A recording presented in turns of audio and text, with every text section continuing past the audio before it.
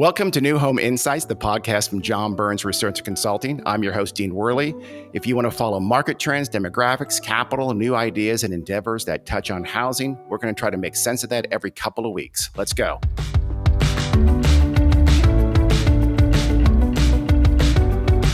Welcome, everyone, to the New Home Insights podcast. I'm your host, Dean Worley. Today, we're going to talk about a pretty hot topic right now. It's wellness. It seems that, every social media influencer right now, if they're not talking about makeup or political conspiracies, then they're talking about wellness these days. Obviously, we're going to talk about wellness in the context of housing. So just as obviously, our guest is Teri Slavik-Tsuyuki. Teri, how are you doing today? Hey, Dean, I'm great. It's good to be with you. And you are one of the most amazing influencers in our industry. So it's great to talk with you. Maybe I'll do cosmetics. Maybe I'll do makeup tutorials. There you go. I should try that. That's a natural for me. So we're going to talk about wellness. So I've been wanting to cover this topic for a long time. You were the obvious person to talk to. We're also, after that, we're going to talk about more generally kind of innovation and how innovation impacts housing. You're perfect for that as well. Quick, I'll have you do your own intro in just one second, but real quick, Teri, she is the head of TST Inc., lowercase, and Inc. with a K, I've noticed. And that her firm there, she has a long background, so she'll talk about that in one second, but she's been helping developers and builders figure out how to both make and market the best communities they can for quite a few years now, right? Do I have that about right? So yeah, I'm pretty old. Thank you for that, Dean. So I like to kind of talk about it. Did you see how classy I was? I didn't say any kind of a time frame whatsoever. Come on. I'm going to give you the time frame. You're very elegant. So I kind of look at my career in three tranches. So originally, those who know me know I'm from Vancouver, Canada. And I am a proud dual citizen, Canadian American, which is awesome and cool. Great countries, both of them. I started my career in the resort development world and educational broadcasting, even briefly before that, and then worked for about 10 years in what I fondly call TST Inc. 1.0. And so we were kind of an advertising and marketing agency outside Vancouver. Newland Communities, who most of the folks on your podcast will know, recruited me from that role to come in-house and be their chief marketing officer, which I did for about almost 11 years. And my role at Newland wasn't pure marketing in the sense of advertising and promotions. It was more what we called community startup.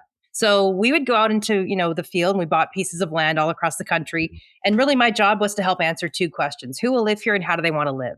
Okay. And so that involved marketing, consumer research with firms like yours, and then really helping develop and plan the vision for the communities to make sure that it met the needs of that market. I left Newland 10 years ago this fall and have been fortunate enough to work with a number of really wonderful development companies all across the country, bringing that sort of sociology perspective at the intersection of marketing and development to their work. Yeah. And Newland's such great foundation for that. One of the best developers ever. Now, of course, part of Brookfield. There's no better claim to say, hey, I worked on envisioning communities than saying I did that with Newland, because they have such a great reputation. True enough, yes. So, and now with TST Inc., what is kind of just what is your day-to-day? What are you doing every day? Yeah, I typically get brought in to either work at the beginning of a community development when a developer might have a new piece of land and they're looking to put a team together to decide what the land can be.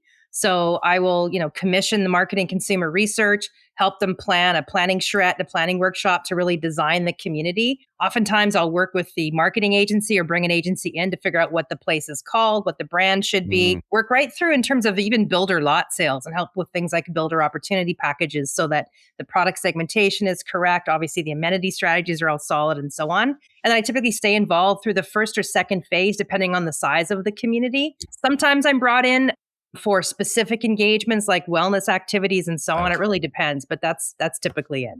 Okay, well, that's good because that's what we're going to talk about. So let's start with wellness. And again, after that, we'll talk about innovation. First, in terms of wellness, just give us sort of a definition of wellness. We're going to get into more of how wellness means in housing and how you define wellness, but just to give us some ground level, how do you define wellness in a broad sense? Sure. And I love that question, Dean, because I think in our industry, most people think about wellness back in the day with the green and sustainability movement. And that's part of it. And then sort of it went from there into the physical fitness, wellness sense of it. So spa, luxury, hospitality, but really it's not all that mysterious. There's really no black box. What we mean when we say wellness or wellness real estate are basically built environments that are proactively designed from the ground up to support the holistic and complete health of those who will live or work or play there.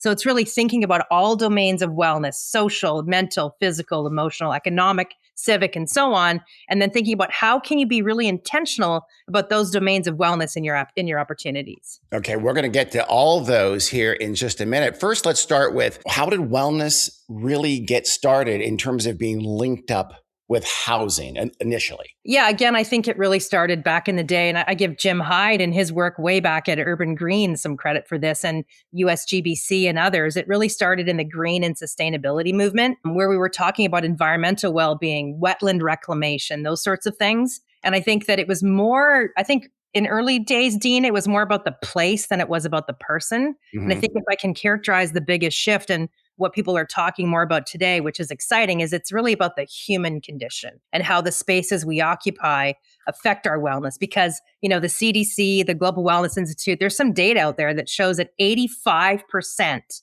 of our health outcomes are based on the built environment. So It's a really outsized opportunity to have an impact on that.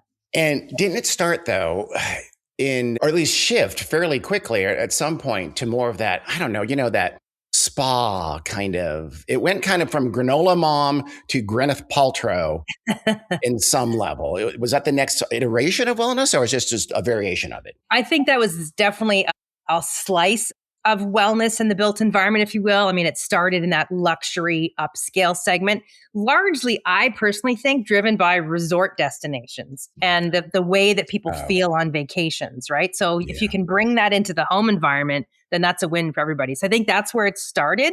And we sort of went, that could be part of my daily life. Yeah. So we shouldn't define, a lot of times you think of wellness and you do think of just that picture with someone getting a massage with 3 rocks or something weird like that. But it's much, much bigger than that. Has the green part, has the sustainability part kind of diminished lately, or is that still a big, big part when you say wellness? I don't think it's diminished at all. In fact, I think it's evolved and it's turned into more consumer understanding around environmental wellness from the perspective of energy conservation, utility use being an attainability and affordability question. So I think that it's gone from the green granola movement to actual awareness that this stuff matters in terms of our consumption patterns and what it costs us to operate a home every day. I remember doing a study many, many years ago in that, what does green mean when you translate it into, it's energy efficiency, and it's going to, for instance, and it's going to save you this amount of money every single month on your power bill. You get more of a reaction from folks, and a gut level reaction you do for saying, it's going to help save the world. Don't get me wrong. It's great. And that's a good thing. We should strive for that. At the end of the day, houses are expensive, and if you can save them money, that's a good thing. So let's talk about now, what does wellness mean? By the way, listeners, when Teri just gave her rundown of that sort of definition of wellness, I can tell you right now, she was not reading that. That's how grounded she is in what she's talking about. That was impressive because it sounded like you're reading off a teleprompter. You were not. So when you talk about all those facets of wellness, physical, mental, social, define it that way. Elaborate a little bit on that. Sure. So I like to say, we use a metaphor of a music mixing board. So let me step back for 1 second, if I might, Dean. So, your listeners might be thinking about wellness means certification, right? It means a plaque on the wall. It means a USGBC certification or a Fitwell certification or IWBI, whatever. That's part of it. But really, in our opinion at the Global Wellness Institute, that's a checklist. And it requires every community to meet a certain set of criteria on that same checklist, which may not be valid or a possibility or even appropriate. So the metaphor I like to say is, think about a music mixing board, right? Every piece of music, it does not have every note played to the same degree or the same volume. So the domains of wellness that I mentioned, so like I said, social, physical, environmental, economic, et cetera, those are just like notes on a mixing board. And every project will require each of them to be applied differently, depending on the scale of the product, the location of the product, the audience you're building for. So what's important is that you have a foundational knowledge that each of those domains of wellness actually have an impact. But then the next level is, what are the ingredients that I can bring to bear in my particular location for my particular audience that might help support, say, for example, greater social well-being for somebody? So let's start there. So let's be concrete. When you say social wellness, 2 things. What do you mean by that? And then how do you make that real in designing a community? Sure. So social wellness is things like, how do you relate and connect with people around you, right? Are you sociable? Are you understanding of difference? Do you have humility, empathy, those sorts of things. So you can design communities that can support that with pro-social design. So sure, you can build a giant clubhouse, but if it's empty on a Thursday morning at 10 o'clock and you can't actually get to it and kids can't walk to it safely across the bifurcated, highways, then that's not really helping anything. So social wellness, the elements that help that are things like social infrastructure, really honest, activated, engaging third places, right? Play, places to play for kids and adults, things that encourage cultural vitality, things like that really can help social wellness be more of a factor in life and help neighbors support each other and become closer friends. So a little bit more than just connectivity and interactivity. It is that, but it's a little beyond that as well. Yeah. And it's like really, I think, challenging ourselves to think about the difference between features and benefits, right? Like a clubhouse is a feature. Yeah. That's great. The benefits are social connectivity, social nature, those sorts of things. So it's thinking about it differently. Okay. Now, physical wellness. Sure. So everyone thinks about, walkability is the phrase of the day, but if I'm in a wheelchair or I'm an older person and I can't walk, then that's not really helping me, right? So it's things like, how do you encourage movement that's valid and relevant for the people who are living there? How do you encourage access to healthy food, right? I mean, do you have a vending machine outside your pool that has access to healthier food than just, chips and chocolate bars? Yeah. Do you have spaces that adapt for when people age over time so that they can stay in their community or they can enjoy the amenities or the social nature of a community in different ways? So as we age, how do you support that? Yeah. But what if the machine is filled just with white cheddar flavored pop chips? Because I could live on those for the rest of my life. Would that be okay? We'll talk later, friend. Okay. I didn't do a commercial. I just had some and I love them. Smart Food, sponsored by Smart Food. Exactly. Thank you. Please sponsor us. No. So mental wellness, is that too obvious or how do you make that real in housing specifically? Well, and plan, let's say. I mean, that's such a huge one, Dean. I mean, what are we all doing today? More and more of this, right? We're just disconnected. She's looking at it. Listeners, Teri was just looking at her. She was just staring at her cell phone there for you who aren't watching. Yeah. So, I mean, we do more of that. So we're disconnected than more than ever before. And there's a lot of concerns around that. I mean, the whole mental health challenge is it's not a humorous thing. It's really serious. Yeah. So I think, how do we provide places that really foster a sense of belonging, right? How do I feel like I'm welcome here? Am I seen and do I see others? How do I provide places for delight? Lifelong learning, places that inspire curiosity. I mean, you can create a walking path that doesn't cost a whole lot more, that has opportunities for what I call follies or little moments of discovery that spark curiosity. Those are things that really keep us fresh, keep us engaged, get us out of our house, give us reasons to connect with each other. Now, environmental, is that also kind of obvious? Does that go back to the green elements, sustainability elements? Is that what that means? Yeah, it's connected to that, certainly, Dean. That's the foundation. But I think it's things like material choice, natural systems. If you've got a creek in your community or a wetland, and so many developers do this so well, like how do you reclaim that space? How do you make that part of everyone's day-to-day amenity? Resilient systems, right? I mean, in some markets in the country, in Florida and California, for example, people can't get house insurance anymore. Like our house insurance company dropped us yesterday.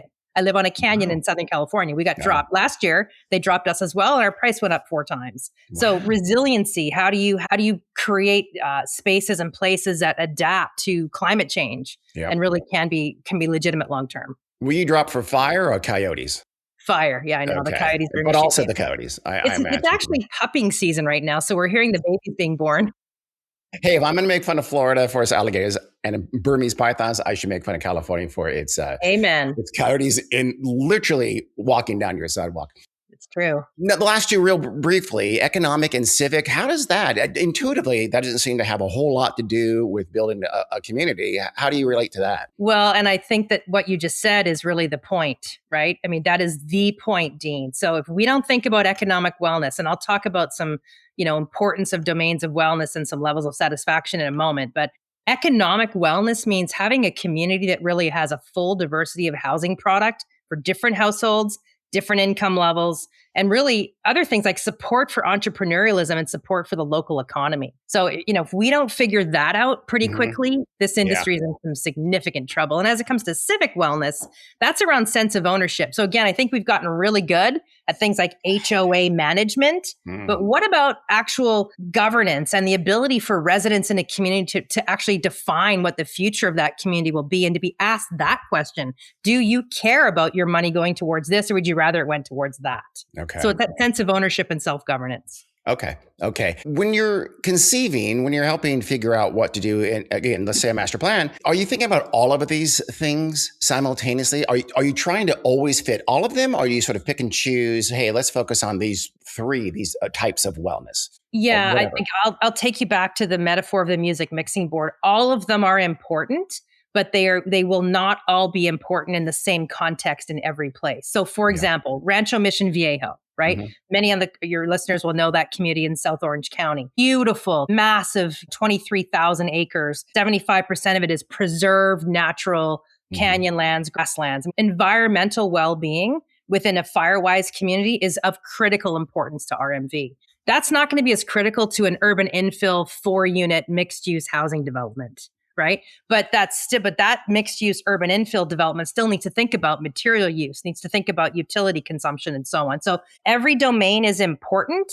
The level of importance on that music mixing board depends upon the individual context. So you're going to mix and match. If our buyers are X and Y, we're going to focus on these things. Or would it also be by geography? In different geographies, different things matter more. Yeah, both. Okay. I mean, it really comes down to two things, right? Value and relevance. So value for the land, value for the consumer, and relevance to their lifestyles. And I'm assuming you do have to balance them to some. Will you have to give to get others? Or you have to, mix and match them in sense of balancing one against the other? 100%. I mean, there's no question. There's there's financial considerations that all developers go to, right? So how do you make those decisions to make sure that what you're choosing to do and where your areas of focus are the most relevant for your community and your market? Will you also be looking in how the surrounding area, the town, the community, the neighborhood can serve some of these wellness factors like economic and do you think, okay, this surrounding area already has economic, and mental wellness covered, so we don't have to do it in our community? Will you make those kind of considerations? Well, yeah, and I think that's a really good question too, because it comes down to how you define community. And I'm a big proponent of saying,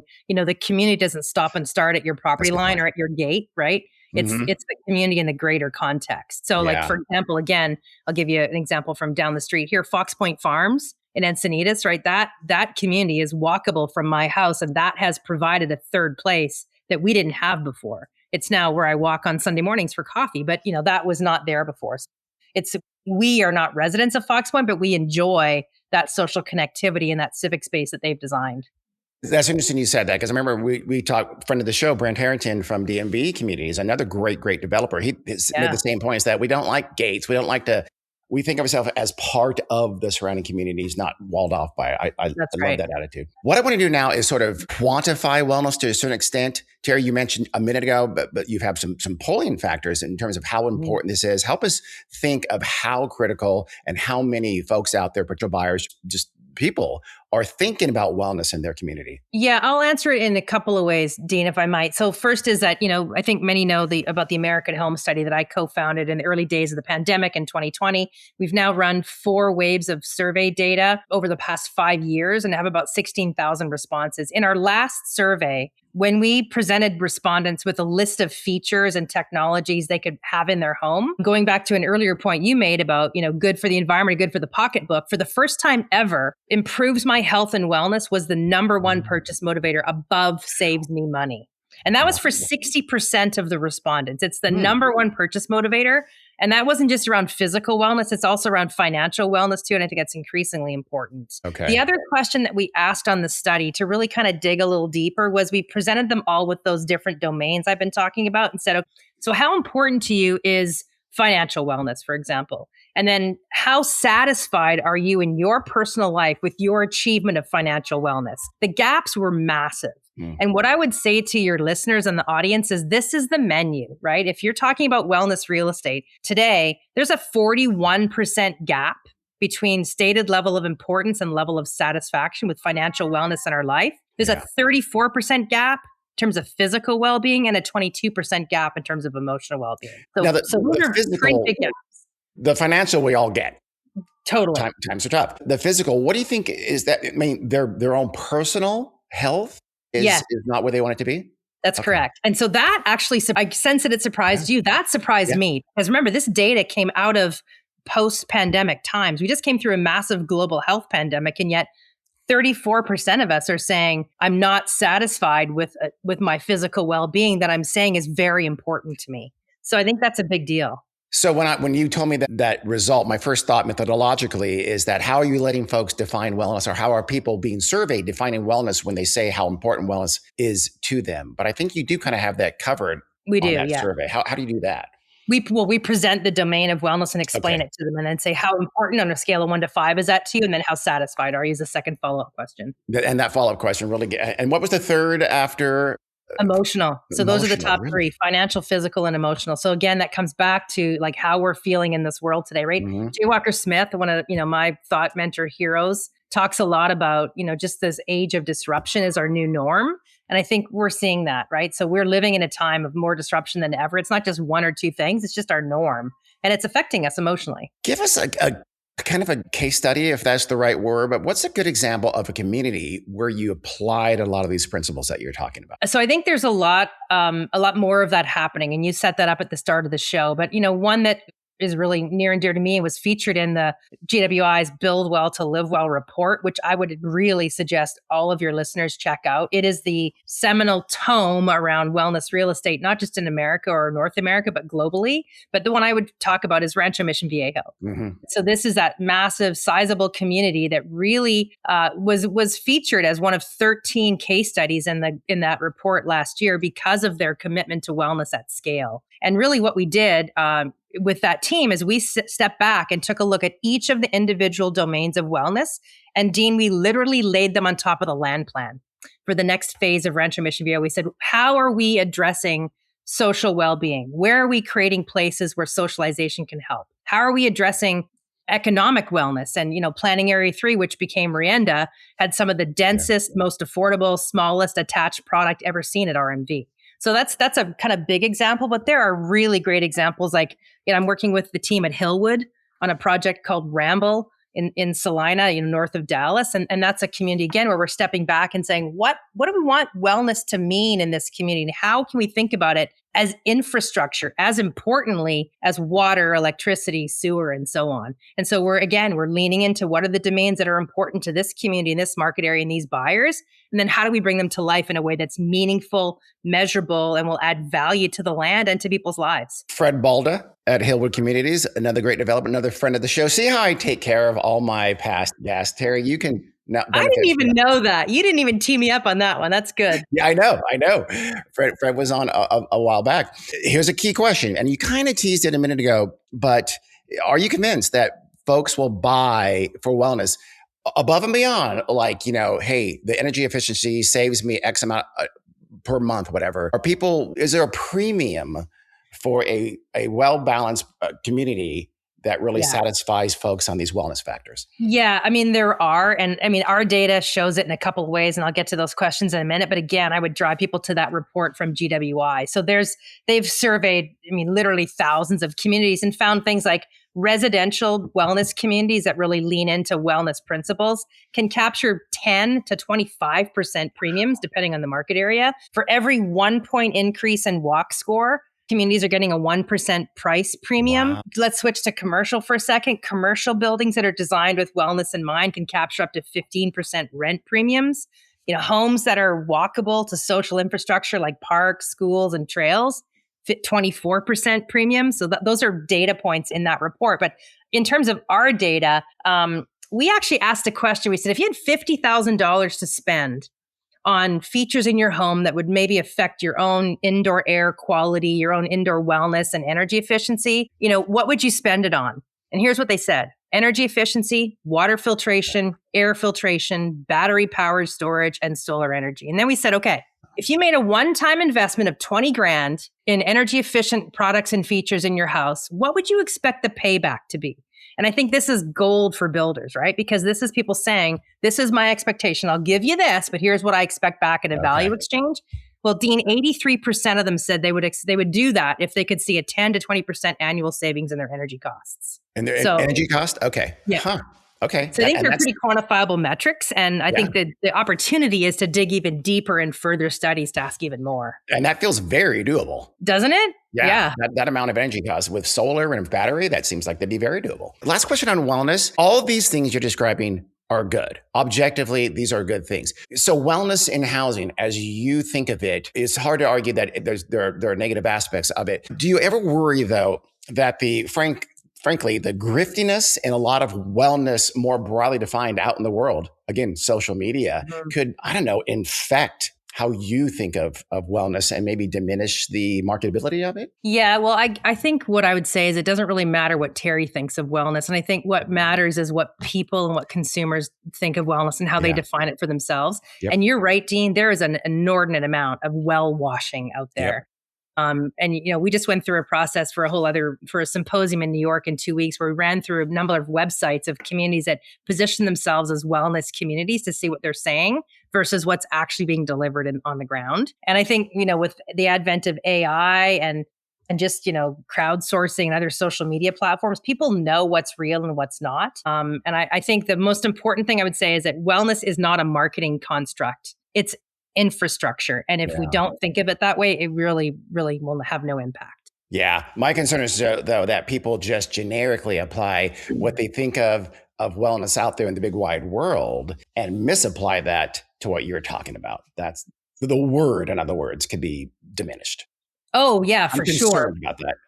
For sure. Just like green or sustainability or energy efficiency, all those things. But again, at the end of the day, I guess, and this is kind of blasphemous for a marketer and a writer to say, but I don't really care what you call it. I care that it makes you feel better.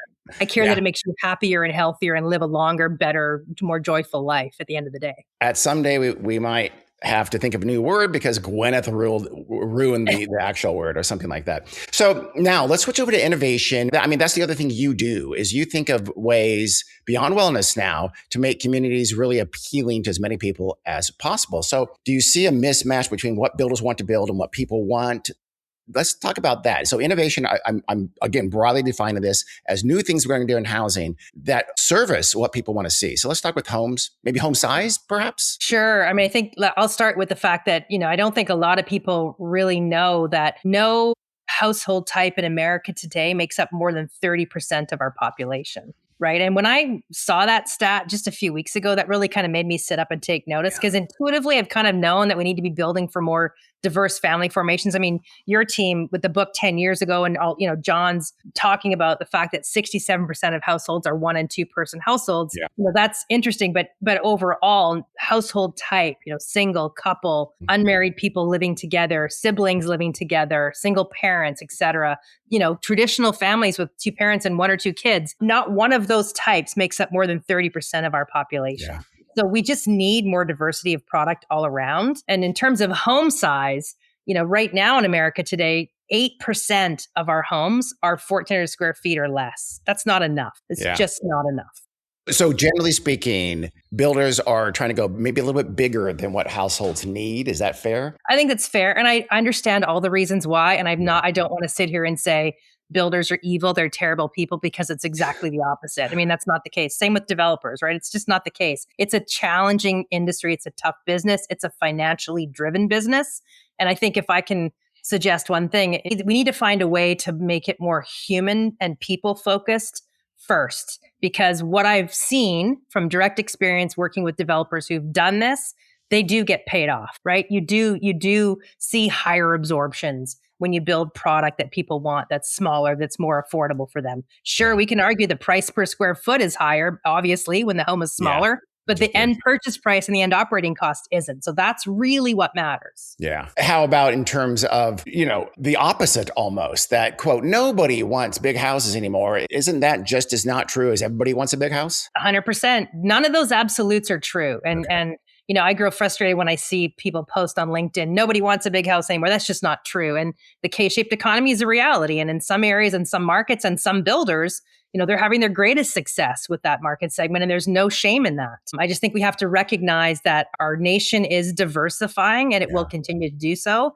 And as an industry, we need to find new solutions and new ways to deliver not only size of homes, but style, type, even ownership strategies of homes so that we can continue to serve the needs. Do you think this is near and dear to my heart because I do a lot of recommendations, and as down to the ground as the number of plans versus the number of homes in a given neighborhood, do we need diversity there too? In other words, builders save money by having 3 plans for 100 homes instead of 4 plans for 100 homes. So that, would you argue that, that's a mistake? Because we need to be as diverse as possible there as well? I would. Yeah, I would. Because I think the other side of it is that, one of my favorite questions to ask at ULI, at council events and so on, is tell me your favorite place in the world. No one ever mentions a master plan community, which is interesting because most of us work in master plan communities. Yeah. People mention things like Barcelona, Sevilla, Rome, all these different or Charleston gets mentioned occasionally. Well, why is that? Because there's a built-in patina and a diversity and an interest in architecture. Okay. And we need to figure out how to do that more in a way that's scalable and sustainable. And again, I know this is hard. I really, really do. And expensive. It is. All the things are true. So it's a dichotomy. Yeah, I know. So basically, it's diversity is everything. It's more of an improv group. It's yes and. It's not this or that. That's right. It's not black and white. There are no absolutes. And I think, we've come out of an industry that really was spawned after World War II when families with kids was a dominant family formation of more than half of the country, and money was cheap and land was a lot and cars were everything. And we've created a manufacturing system that we now need to modify and break and offer new product types. We do a ton of build to rent BTR here on the show. Does this also apply to that world, for sale versus for rent? Are we building the right rental product that folks want? I think I love rental product because I think it's a growing opportunity, growing demand. One of the things we asked in our study last survey was people who were previously owners and have chosen to become renters, why did they do that? And that's a growing percentage, by the way, over the last 2 years. People are just saying, this isn't for me anymore. Okay. So people who have been previously owners, 25% of them said the monthly operating costs were too high. So I think, yes, single family, build to rent communities, I think different models of rental housing. I think even, not only a product type, but an operating opportunity is the rent to own model. Yeah. So again, 33% of people 2 years ago said that's something they would choose if it would make them easier to buy a home or make it easier. And now it's 50%. So that's a big number. So half of the renters in America today that we surveyed said, yeah, I'll take a rent to own option. So that's an opportunity that no one's dealing with right now. That's another area that I'm going to be honest with you, that it does perk my ears a little bit because there is a history of some bad things that happen with rent some exploitation, some scandals involved. Do you worry about that? Or do you think this is just be a different world, different animal if in, rent to own 2.0 or whatever it is? So I'm an optimist, Dean, and I'm always going to be a glass half full person. So yes, there's a whole bunch of nefarious bad history around anything we want to talk about today. But boy, if we can't turn our eye from that and find a better solution in the future, then I think the whole notion of innovation is a non-starter. Yeah, I know. I this is going to be anathema to many people listening to the show right now. But I think if we do have rent to own, it's going to need to be very tightly regulated and have a grown up in the room looking over the shoulder because this has a very bad history historically. It's true. And I completely agree with you. I just think there's lots of opportunities to do it better. Are people still going to look at their home as a place to create wealth, or because rent to own it might do that, but does that work against some of those classic reasons to own a home or no? Yeah, I think, again, I'm going to say there's no one size fits all, even though I'm going to sound like a bit of an absolute here. So I'm walking a fine line. So generational wealth from a homeownership perspective, sadly, and I know the audience that we're speaking with, for younger groups is not as important as it was for older groups. And I'll give you a quantifiable number. So when we ask people, what does home mean to you? For Gen Z, 44% said it's a place to own, place I own. Okay. 68% of boomers say that. And we say, well, what about, does home mean financial stability? 33% of Gen Z said that versus 56% of boomers. So very big difference. And you could say, well, okay, that's because boomers are owners and Gen Z aren't owners. There's an element of that, certainly. But I've had enough conversations in the past couple of months where people have said to me, why would I work hard to scrape to save $100,000, $200,000 to buy a house to just pay more than I already pay for rent when I have more options and I can make money in the stock market or somewhere else? Okay. So I think we're at a pivotal point where there could be a seismic shift if we aren't careful to solve these problems. I mean, so those people might be renters for life because by choice, yeah, and there's no shame in that. Yeah, for sure. I mean, should we just be thinking about different product periods? Should builders and developers be thinking maybe we shouldn't think of those classic categories? We need to widen that net. Is that kind of what you're getting to? I do. Yeah, it's exactly what I'm getting to. Yeah, I think exactly that, Dean, for sure. Do you see them doing that? Are you starting to see more of that? Are you starting to see more acceptance of, we need to be super diverse. We need to think maybe a little bit outside the proverbial box? I think that there are some organizations whose business models are better set up to support that than others, certainly. I mean, an easy one is and Ken Perlman will tell you this, he gets more demand than ever before to talk about cottages. Mm-hmm. Well, cottages are how we used to live. I grew up with 2 parents and 2 kids in an 1,100 square foot house. And that was perfectly fine. We had a nice big front yard and we played in the street. But that's an example of a product that was once very popular that I think is coming back now. And that's a very simple example. That's not that innovative, truly. Mm-hmm. It's just a smaller SFD product. Some of things are just back. Remember the whole neo-traditional thing? Oh, you're going to push back the garage, or maybe it's alley loader or something like that. Okay, that's how all homes were built. That's right. Decades before. Now it's like, no, it's neo-traditional.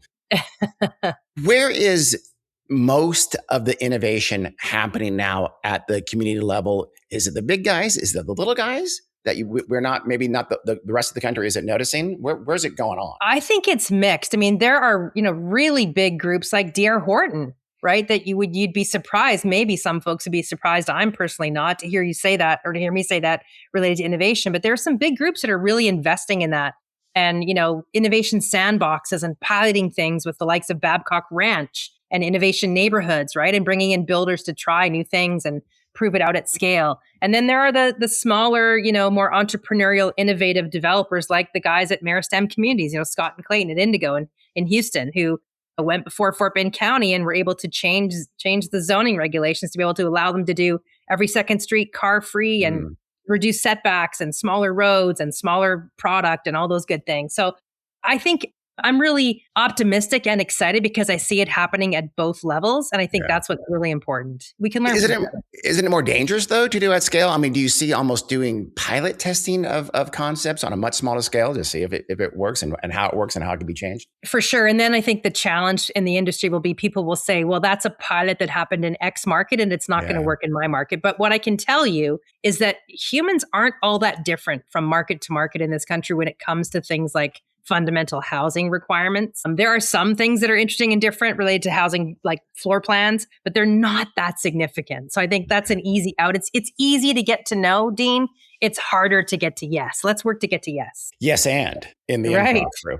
Right. I'm going to ask you an oddball question here that kind of marries both wellness and innovation. What do you think of agri-hoods? You mentioned Rancho Missing Viejo a minute ago. That has an agri-hood element to it. Just specifically, because I just saw an article that talked about how great agri-hoods are. And one of my first thoughts is, but how much homemade baby food can you make with calendula roots or flowers or something like that for that to be a lifestyle? Do you see agri-hood being A, big, and B, having legs lasting for a while?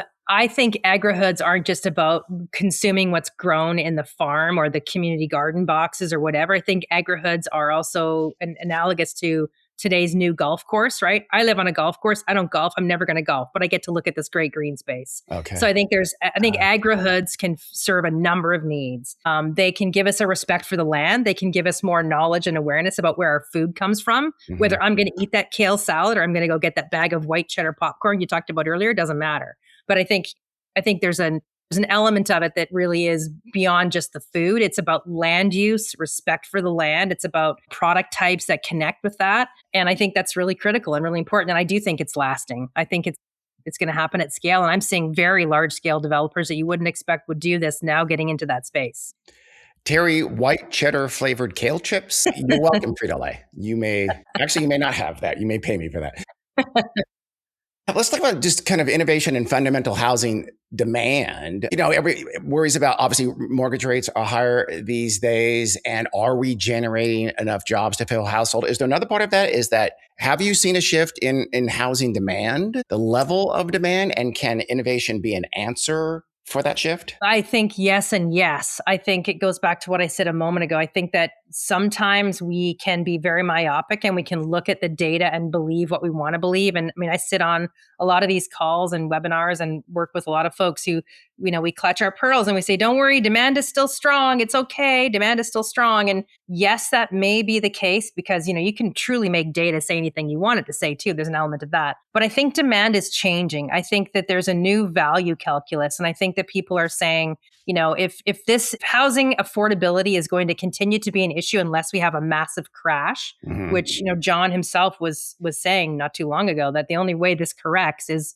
something seismic happens, then we have to figure this out. We have to find ways. And it's not we being just the home builders and the developers, the jurisdictions too. We got to break these 1985 models of saying that smaller homes are cheaper. We don't want renters here. All those things that we all know, those tropes that are tired. We've got to work together at all levels to figure out how we solve this problem, because I don't think people are going to continue to cram themselves into homes that don't work for them. I'm not smart enough even to talk about what's going to happen with, the number of people that are in homes that are too big for them as they need to downsize. And is the population behind them going to be able to afford or want to buy those homes that are now aging housing stock in car-centric suburbia? Right. So I think we have to figure it out. I mean, that kind of plays into, tell me if this is just not something that you cover or talk about, but manufacturing innovation, because the way you could, absent a seismic shift, get to a major impact on affordability is do something incredibly different in terms of how we make homes and make them massively cheaper and pass that along to consumers. Is there innovation coming there? We've also, 3D homes are going to be big and offsite. It just doesn't seem to have really popped. Is there any hope on innovation on that side of it? I'm the eternal optimist, so I'm going to say yes. And there are people like Dennis Steigerwalt and his team at the Housing Innovation Alliance and all of their partners and collaborators who are losing sleep about that every single day. The pushback I hear from builders, which I completely respect and understand, is, it's not scalable. The factory goes bankrupt. We've seen too much of that. Or it's not workable within, more than 300-mile radius. And there's a lot of things right now that need to be worked out to make that make sense. But I do believe it's a part of the solution. And I think, as I said earlier, the likes of D.R. Horton and others are experimenting with versions of that, whether it's panelized construction or box construction to provide solutions to certain types of housing product that can be more affordable and done more quickly at scale. So I think it's absolutely a part of the solution. And speaking to your experience, is that more fire resistant kind of things that could lessen the cost of housing that is associated with insurance and things like that? More fire resistant, more earthquake resistant, more airtight, ultimately healthier in some ways because you can build in, more airtight solutions and better air exchanges, all that stuff. Yeah. No, you and I talked before this as we always do. You mentioned, how do we get to these innovations and what are some of the hurdles? And you mentioned three things. I want to walk through that real quick as we wrap up here. The first one you mentioned was talking about how jurisdictions can help or how they often do not help in terms of solving for this and allowing innovation. Elaborate on that if you could. Yeah, I mean, I think, as I said a minute ago, jurisdictions in some cases, many cases, still think that smaller homes mean cheap, that the, car centricity, big lots, big yards are what everybody wants, giant garages at the front of the face of the house, wide streets. We design homes and streets around fire truck turning radii and all those sorts of things. And those are valid and real concerns. But I think as an industry, the likes of Nolan Gray and others, we can spend our time helping jurisdictions see that there are better solutions that create better places, that smaller homes bring more residents, brings more body heat to their neighborhoods and their communities, ultimately brings a bigger tax base, brings more resiliency, brings more diversity so that when people age and life stages move through, they have more of an opportunity to be successful long term. So jurisdictions is the first starting place for sure.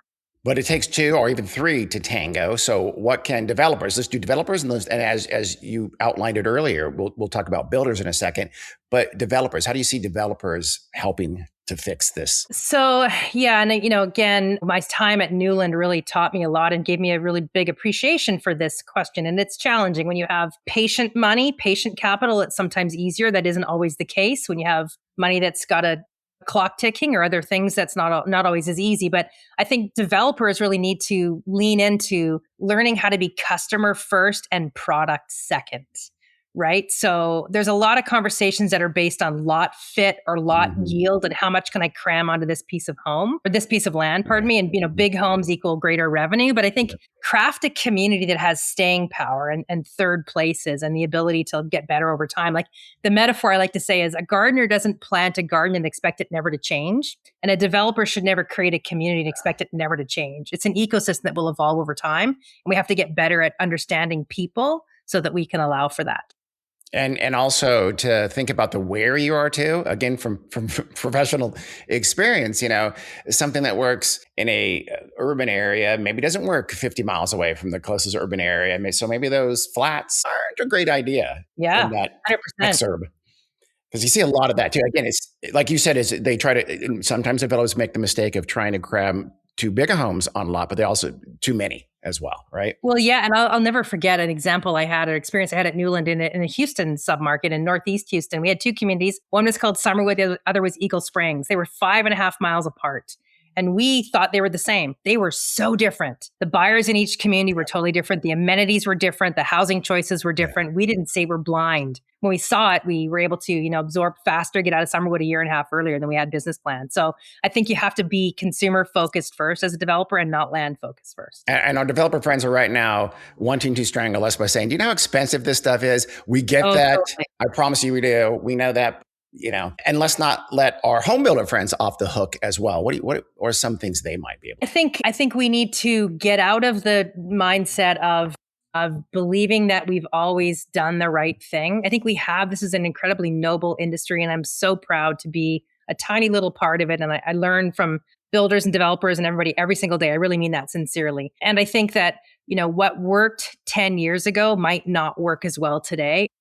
And the amount of money it would take to invest upfront in creating new plans and designing new architecture. I know what architecture costs. It's not a small number, but it's certainly a lot smaller than having to go back in and redesign a community later or rip out infrastructure because you built something wrong.